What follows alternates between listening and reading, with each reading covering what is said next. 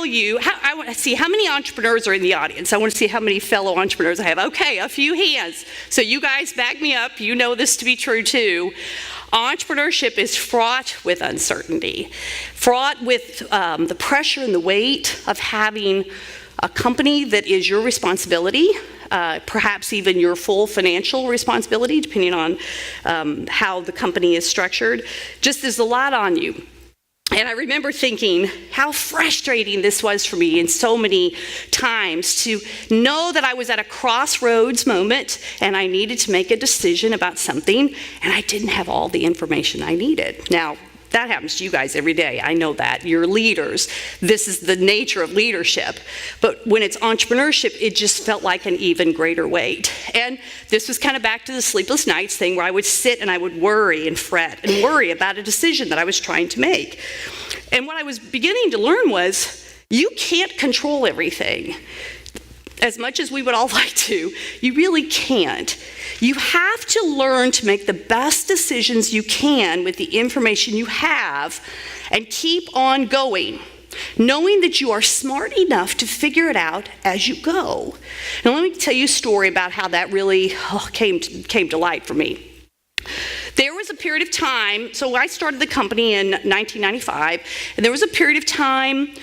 It was about 10 years in, so about mid-2000s, actually it began about 2008, that we hit this huge period of growth. It was crazy because you remember what was going on at the time. It was a recession. But that was right when our growth trajectory went like this. We grew over 500% in 5 years. It was a crazy time. And I know I should have been really scared, but I was so excited by growth. I thought, this is, all right, our time has come. We're going to knock it out of the ballpark. Until I began to realize that, oh my goodness, we were not ready for this kind of growth. If you have ever been in a rapidly growing business environment, you will get the story that I'm about to tell you. Because when growth happens really fast, as exciting as it is, you begin to see a lot of pain points in the organization. You need more talent, you need more systems, you need better workflow, and you need it all today. And if you're in a specialized field, or if you're trying to fill specialized positions, especially if you're growing, you tend to try to hire more specialists over time. Those people are hard to come by. And you don't want to make desperate hires. You want to try to find the right people. But then in the meantime, you look and you see your people are working late into the night. The working weeks, they're starting to burn out because you're not able to keep up with the flow. And so I remember this.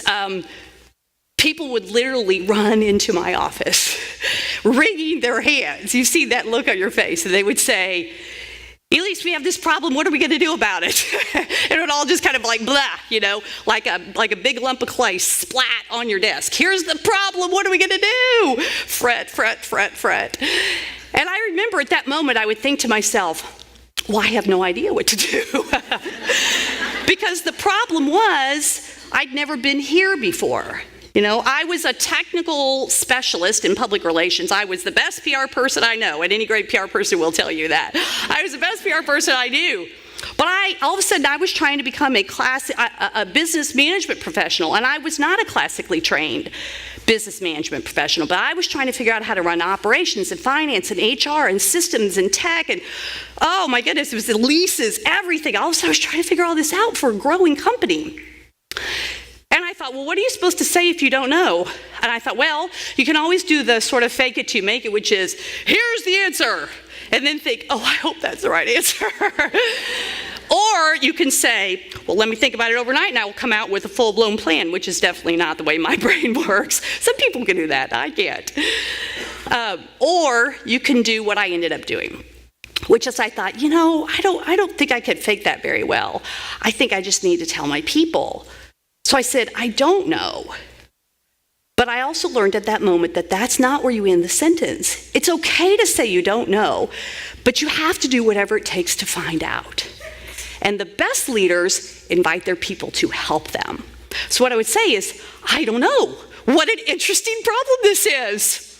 We're going to figure this out, and I need your help to figure out the right and best solution for us. Because we could look around and try to benchmark, although there weren't a lot of rapidly growing companies at that time to benchmark, but you could get consultants and you can try to do everything you can, but you still have to figure out what's right and best for you, right? You have to customize a solution to make sure it really works for you and your team.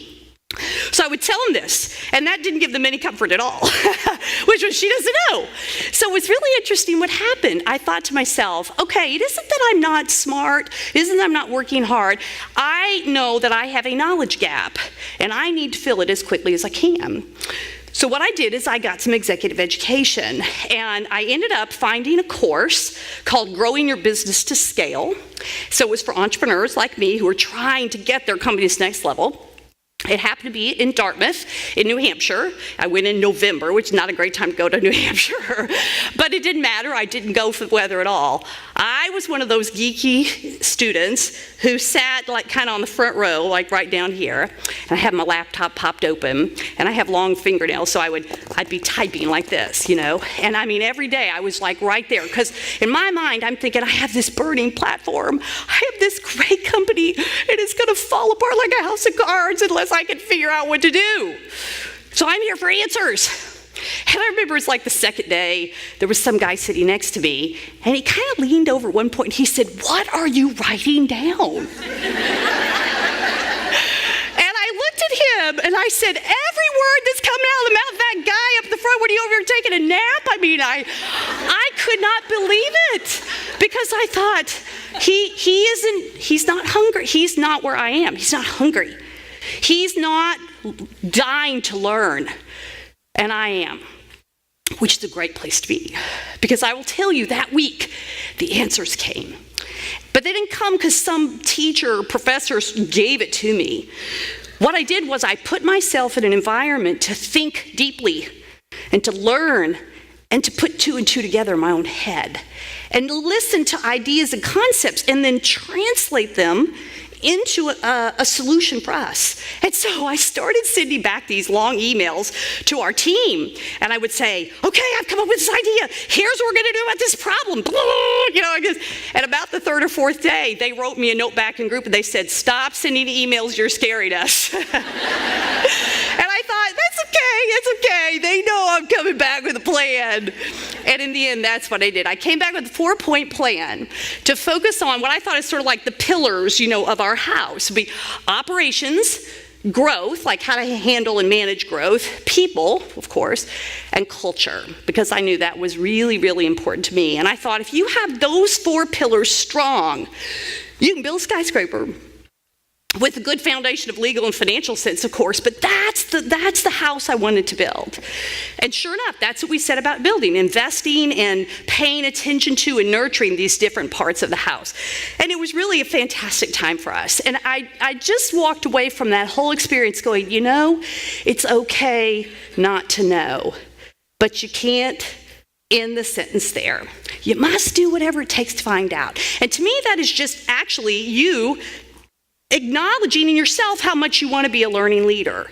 And you do so much for yourself and your people when you do that, because you role model learning to them, which is, she's not pretending to have all the answers, but by golly, she goes and gets them. And she invited me to come along for the ride. I guess I better, you know, get my learning hat on here and start paying attention.